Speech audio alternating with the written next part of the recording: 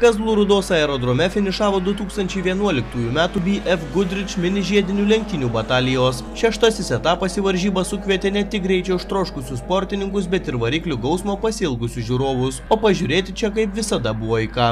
Ne vienam dalyviui iškovota pozicija šiuose varžybose galėjo lemti vietą ant sezono prizininkų pakilos, tad paskutinį kartą susirinkę lenktynininkai savo technikos žadėjo nebetausoti. 1600 klasėje sėkmė lydėjo jaunąjį lenktynininką Igną Brusoką, antros vietos taurę namo išsivežė Tomas Andriuškevičius. Abu sportininkai surinko vienodą taškų skaičių ir nugalėtoją lėmė geresnis kvalifikacijos laikas. Trečias Vytautas Valukonis, abu finalinius važiavimus finišavęs trečioje pozicijoje.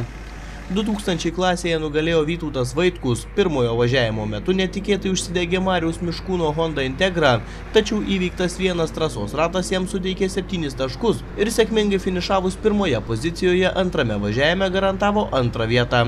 Trečioje liko Edvinas Mardosas.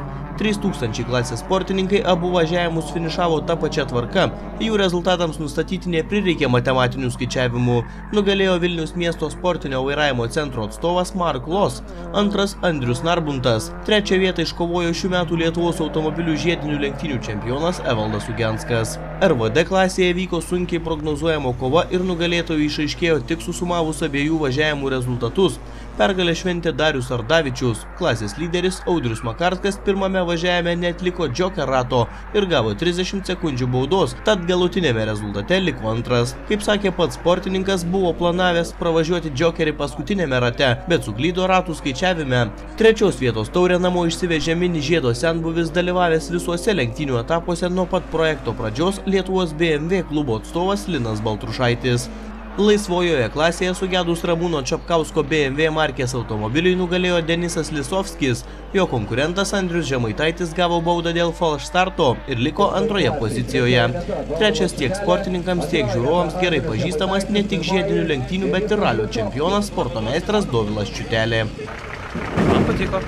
Patiko. Jo, geros lenktynės, gera serija. Galėtų taip ir toliau būti. Galėtų keistis trasos iškelį. Šiaip fainai, ačiū organizatoriam. O organizacija pati, kaip įvertintumėte pačią organizaciją lenktynių? Puikiai. Taip, kaip jūs vertintumėte šį sezoną kaip organizatorius? Sezonas, sakyčiau, tikrai pavykęs, kadangi labai daug dalyvių pritraukėm pagal mūsų paskaičiavimus. Apie 90 sportininkų startavo per metus, tai čia yra labai tikrai didelis kiekis žmonių. Vienas etapas vyko Kačerginėje. Kaip dalyvis, kaip jūs įvertintumėte Kačerginės trasos konfiguraciją ir šią? Be abejo, Kačerginės trasa yra tikra žiedinių lenktynių trasa ir ta prasme, ten tikrai visai kitokia kova vyksta, ten greičiai kiti, bet Kazlų Rūda tinka labai pradedantiesiems, su kuriais mes stengiamės dirbti, jinai yra saugesnė ir tiesiog dvi skirtingos trasos yra labai puiku. Kitais metais bandysim gal daugiau etapų daryti Kačerginėje. Taigi šeštasis etapas išaiškino ir visų metų sezono nugalėtojus ir prizininkus. Paskutinį etapą 1600 klasėje laimėjęs Ignas Brusokas bendroje sezono rikiuotėje visgi į priekį praleido sėkmingiau šiemet pasirodžiusi Tomą Andriuškevičių. Pretenzijų į antrąją vietą turėjo ir Aurelijus Beleckis, tačiau paskutinį etapą suvažiavęs ne itin gerai, sportininkas džiaugiasi trečiąją vietą sezone. Trečiasis 2000 klasėje paskutinėme etape finišavęs Edvinas Mardosas sezono lyderio poziciją išsaugojo. Nuo artimiausio persekėtojo Mariaus Miškūno atsiplėšęs 4 taškais. Gerokai atsilikęs taškų atžvilgiu ant trečiosios vietos pakilos kopė Viktoras Karzuninas. 3000 klasėje šį sezoną greičiausias buvo Linas Steponaitis, už nugaros palikęs Luką Laukaitį ir paskutinio etapo nugalėtoją Mark Loss. Už top trejeto borto liko prizininkams ant kulnų lipę Remigijus Venys ir Evaldas Ugenskas. RVD klasėje nuo artimiausių varžovų daugiau nei 35 taškais atsiplėšė sezono favoritas Audrius Makarskas. Po 51 tašką sezone surinko ir antrą bei trečią vietas pasidalijo atitinkamai Darius Ardavičius ir Žygimantas Gudanavičius. Laisvojoje klasėje intrigos netrūko iki paskutinių varžybų.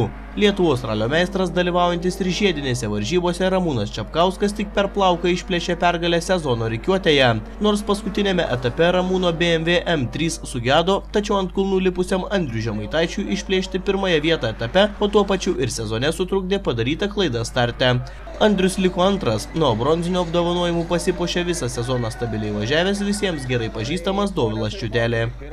Komandinėje įskaitoje greičiausiai buvo automobilių sporto klubo Automanas vyrai. 53 taškais nuo jų atsiliko Šalčiaus Racing komanda, o trečiaja vieta tenkinosi 431 tašką surinkusios Afganas Racing sportininkų pajėgos.